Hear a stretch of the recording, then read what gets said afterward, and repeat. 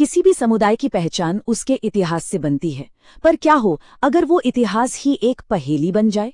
आज हम चमार समुदाय की जड़ों से जुड़ी दो बिल्कुल अलग अलग कहानियों को समझने की कोशिश करेंगे, जो उनकी आज और आने वाले कल की दिशा तय करती हैं। तो सवाल ये उठता है कि एक नाम जो आज करोड़ों लोगों की पहचान है, उसके पीछे का असली सच क्या है? क्या ये नाम गौरव का प्रतीक है या फिर उत्पीड़न का? चलिए इन दो बिल्कुल अलग अलग कहानियों की गहराई में उतरते हैं। तो देखिए, यहाँ से कहानी दो हिस्सों में बंट जाती है। एक तरफ एक कहानी है जो कहती है कि ये समुदाय असल में राजाओं और योद्धाओं का वंशज है, और दूसरी तरफ एक कहानी है जो बताती है कि वो एक बहुत क्रूर सामाजिक व्यवस्था का शिकार हुए। ये दोनों ही बातें बिल्कुल अलग हैं और पहचान को अलग अलग तरीके से बनाती हैं। ठीक है, तो चलिए पहली कहानी से शुरू करते हैं। ये कहानी है एक खोए हुए गौरव की, एक भूले बिसरे शाही वंश की, जिसे फिर से पाने की कोशिश हो रही है। इस कहानी को सामने रखने वालों में सबसे अहम नाम है इतिहासकार डॉक्टर विजय सोनकर शास्त्री का। उनकी मूल बात आप समझिए बहुत सीधी है कि चमार शब्द एक नया शब्द है जिसे जानबूझकर थोपा गया था। उनका कहना है कि 15वीं सदी से पहले के किसी भी भारतीय ग्रंथ या दस्तावेज में इस जाति का कोई जिक्र ही नहीं मिलता। तो सवाल ये है कि ये सब हुआ कैसे? डॉक्टर शास्त्री के मुताबिक 1489 से पहले चमर वंश नाम का एक ताकतवर क्षत्रिय कबीला हुआ करता था, लेकिन जब सुल्तान सिकंदर लोदी दिल्ली की गद्दी पर बैठा तो उसे इस वंश के बढ़ते असर से खतरा महसूस होने लगा। तो उसने उन्हें नीचा दिखाने के लिए सजा के तौर पर उनका नाम बदलकर चमार रख दिया। और इस पूरे टकराव का जो केंद्र थे वो थे संत रविदास। वो सिर्फ एक आध्यात्मिक गुरु नहीं थे, बल्कि चंवर वंश के एक बहुत ही सम्मानित नेता भी थे। सुल्तान लोधी को लगा कि अगर संत रविदास ने इस्लाम अपना लिया तो उनके लाखों मानने वाले भी ऐसा ही करेंगे। लेकिन संत रविदास वो झुके नहीं। उन्होंने सुल्तान को साफ साफ जवाब दिया।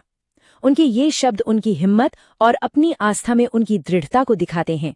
उन्होंने कहा कि वो वेद धर्म नहीं छोड़ेंगे, चाहे उन्हें टुकड़ों में ही क्यों न काट दिया जाए। यह सुल्तान लोधी के लिए एक सीधी चुनौती थी।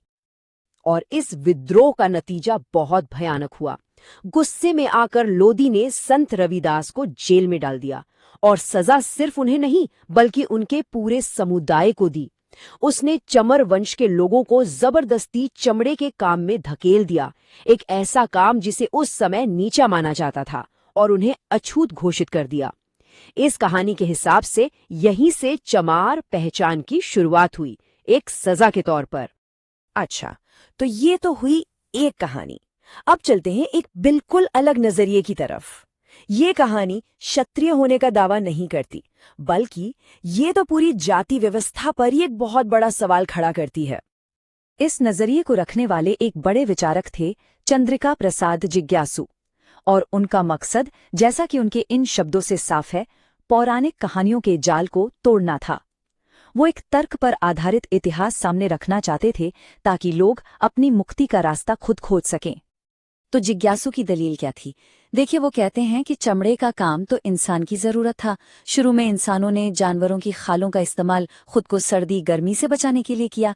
फिर कुछ होशियार लोगों ने इन खालों को साफ करके चमड़ा बनाने का हुनर सीख लिया। लेकिन जब आर्य भारत आए तो उन्हें ये काम गंदा लगा और उन्होंने ये जरूरी काम यहाँ के मूल निवासियों पर थोप दिया। तो इस तरह एक हुनर को सामाजिक कलंक बना दिया गया। जिज्ञासु ने क्षत्रिय मूल वाली कहानी का भी विश्लेषण किया, जो उन्हें चमर पुराण नाम की एक किताब में मिली। उस पुराण में लिखा था कि भगवान विष्णु के श्राप की वजह से ये समुदाय चमार बना। जिज्ञासु ने इसे सिरे से खारिज कर दिया। उनका मानना था कि बस एक मनगढ़ंत कहानी है जिसे सामाजिक भेदभाव को सही ठहराने के लिए एक धार्मिक जामा पहनाने के लिए बनाया गया था। वो और भी गहराई में जाते हैं। जिज्ञासु का तर्क है कि ये जो चमर पुराण है ना, ये एक तरह की सोशल इंजीनियरिंग थी।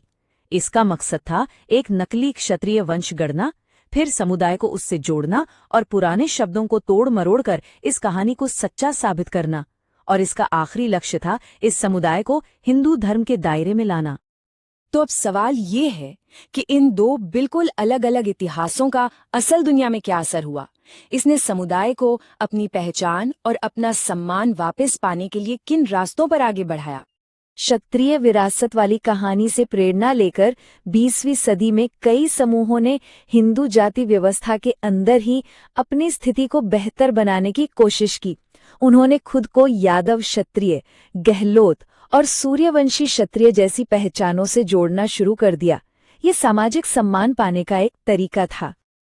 लेकिन एक दूसरा रास्ता भी था, एक बिल्कुल अलग रास्ता, जिसे चंद्रिका प्रसाद जिज्ञासु जैसे विचारकों ने सही माना। उन्होंने इन क्षत्रिय दावों को पूरी तरह से नकार दिया। उनके लिए जाति की सीढ़ी पर ऊपर चढ़ने की कोशिश करना बेकार था।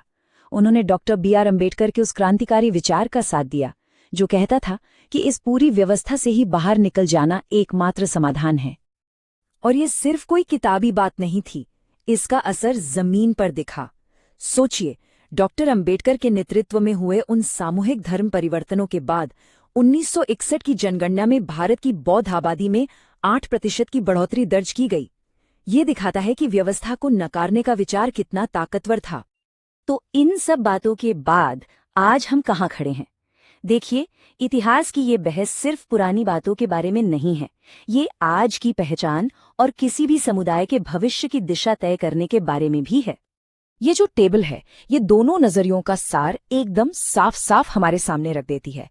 एक तरफ है शास्त्री का क्षत्रिय सिद्धांत, जिसका लक्ष्य है एक खोई हुई शाही पहचान को फिर से पाना, और दूसरी तरफ है जिज्ञासु का प्रति इतिहास, जो पूरी जाति व्यवस्था को ही एक दमनकारी ढांचा मानकर उसे खारिज करने की बात करता है।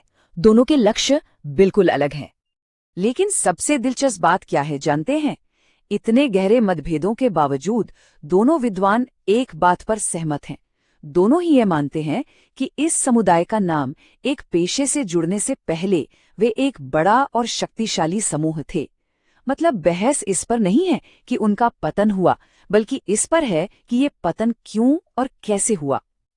और यहीं पर आकर ये कहानी हमें एक बहुत गहरे सवाल पर छोड़ जाती है। ये कहानी हमें दिखाती है कि इतिहास सिर्फ बीती हुई घटनाओं का रिकॉर्ड नहीं होता, ये एक रणभूमि है जहां पहचान बनाई और बिगाड़ी जाती है। तो सोचने वाली बात यह है कि हमारा भविष्य इस बात पर कितना निर्भर करता है कि हम अपने अतीत की कहानी को कैसे लिखते और